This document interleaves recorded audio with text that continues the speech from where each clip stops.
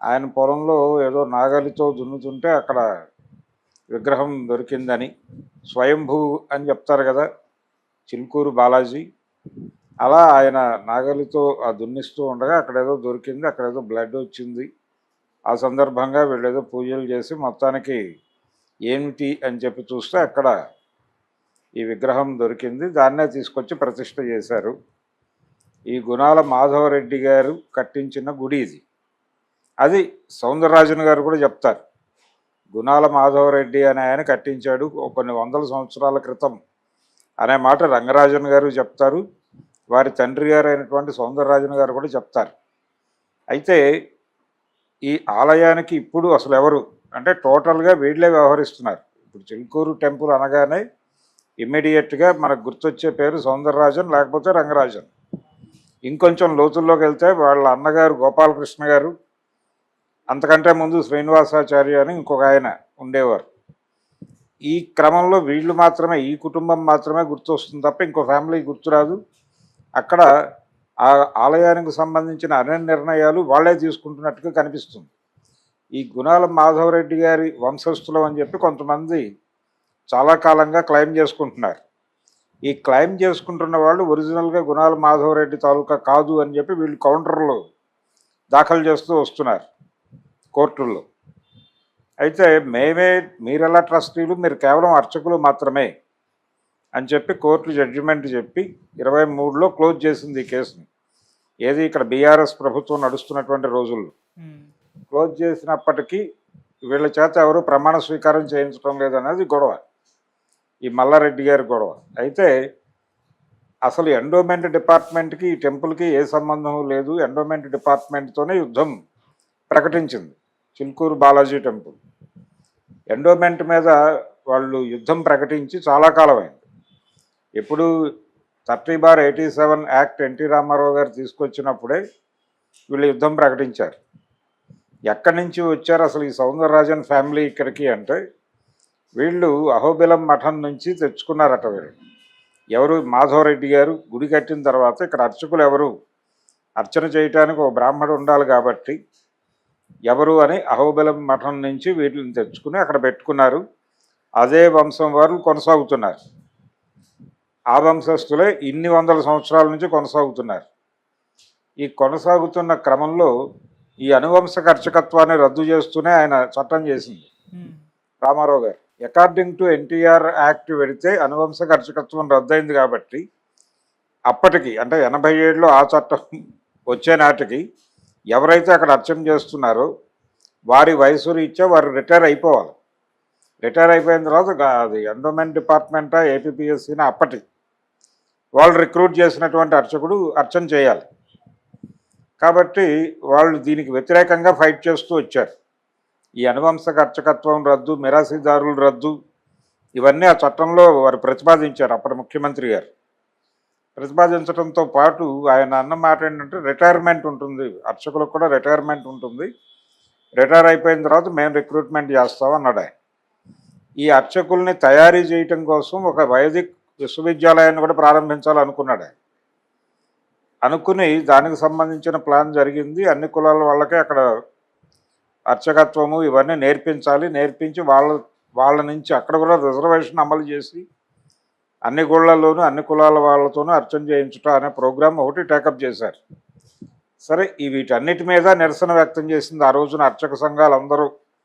పర్టికులర్గా దీనికంటే కూడా ముందు వీళ్ళని గాయపరిచింది ఏంటంటే అనువంశక అర్చకత్వం రద్దు, రిటైర్మెంటు రద్దు అనేది ఎందుకు ఇబ్బంది పెట్టిందంటే, వాళ్ళు ఒక మాట చెప్పేవాళ్ళు ఆ టైంలో చాలామంది అర్చకులు ఆ రోజున ఎలక్ట్రానిక్ మీడియా లేదు కానీ పేపర్ల ముందుకు వచ్చి మాట్లాడుతూ వాళ్ళు చెప్పిన ప్రధానమైన మాట ఏంటంటే, మేము అర్చకులుగా చాలా నిష్ఠతో ఉంటాము, చాలా పద్ధతి అయినటువంటి జీవితం గడుపుతాం కాబట్టి మా ఆయు ప్రమాణం చాలా ఎక్కువ ఉంటుంది, 55 ఏళ్ళకి రిటైర్ అయ్యి ఇంట్లో కూర్చోవాలంటే మేము అలా కూర్చుంటాం అని కొంతమంది మాట్లాడారు.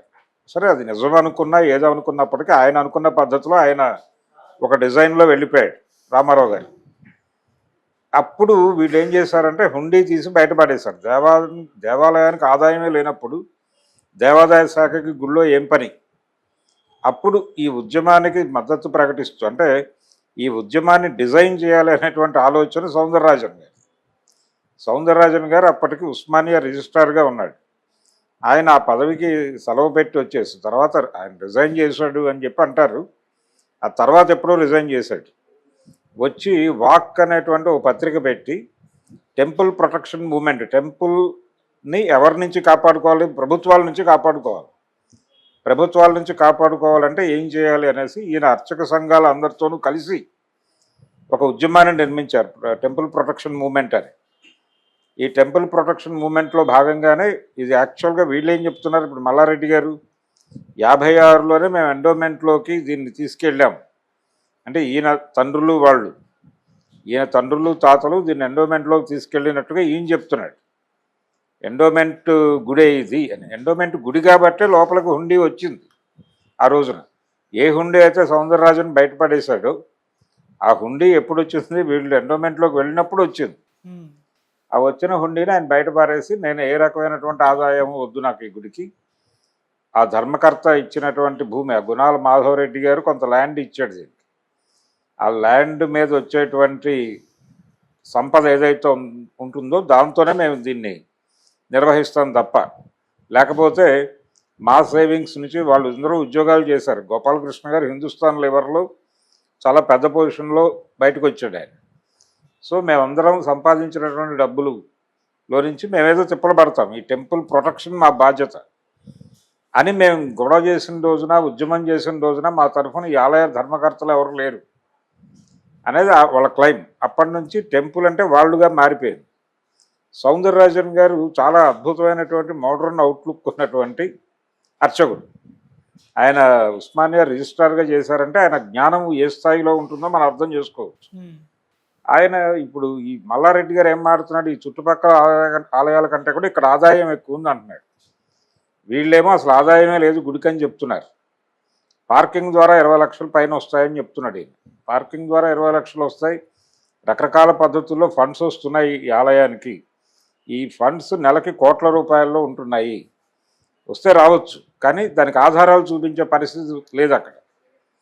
అంటే రిసిప్ట్లు లేకపోతే అదేదో అకౌంట్లో పడటం ఇలాంటిది ఏదో జరగటం లేదు, ఇంకేదో ట్రాన్సాక్షన్ జరుగుతుందని చెప్తున్నాడు, కానీ క్లియర్ కట్ ఆధారాలు చూపించలేకపోతున్నాడు ఆయన. ఈ ఆలయానికి ఫండ్స్ ఇచ్చే అవకాశం ఉంది, ఎందుకంటే ఇది వీసా టెంపుల్గా పాపులర్ చేశారు. ఈ పాపులర్ చేయటము ఇదంతా ఆయన వ్యూహమే. సౌందరరాజన్ గారు ఈ టెంపుల్ ప్రొటెక్షన్ మూమెంట్కి ఆ గుడిని కేంద్రంగా మార్చాడు. ఆ మార్చటంలోనే ఒక వ్యూహం ఉంది, దానికి ఒక ప్రాముఖ్యత మొదలైంది, జనం మాట్లాడుకోవటం మొదలయ్యారు. హుండీ బయట పారేశారు, దేవాదాయం మాకు వద్దన్నారు, అసలు దేవాదాయ శాఖలోకి మేము రామన్నారు. ఇదంతా కూడా పత్రికల్లో ప్రముఖంగా వచ్చేది ఆ రోజుల్లో చిలుకూరు గురించి. అలాగే దీనికి ప్యారల్గా ఇంకొక మూమెంట్ మొదలుపెట్టాడు ఆయన. దైవానికి భక్తుడికి ఉండాల్సిన బంధం ఏమిటి అని ఒక ఆధ్యాత్మిక ప్రవచనాలు చెప్పడం మొదలుపెట్టాడు సౌందరరాజన్ గారు. ఆయన దేవుడి ముందు అందరూ సమానమే, ఫలానా రాజు అయినా ఒకటే, బంటైనా ఒకటే, ఎవరైనా సరే లైన్లో వచ్చి దర్శనం చేసుకోవాలా, అంతే తప్ప ఇక్కడ ప్రత్యేక దర్శనాలు, ప్రత్యేకమైనటువంటి కేటగిరీలు ఉండవు. దేవుడి ముందు అందరూ సమానమే. ఈ భావన మనం భక్తుల్లోకి తీసుకెళ్ళకపోతే వీళ్ళు మేము డబ్బులు కడతాం, దేవుడిని ప్రతి సంవత్సరం మా ఇంటికి వచ్చి పెళ్లి చేసుకోమనండి అని చెప్పగలరు. అందుకని దీన్ని అడ్డుకోవటానికి ఇదంతా కూడా దైవం పట్ల అవిధేయత ప్రకటించటం.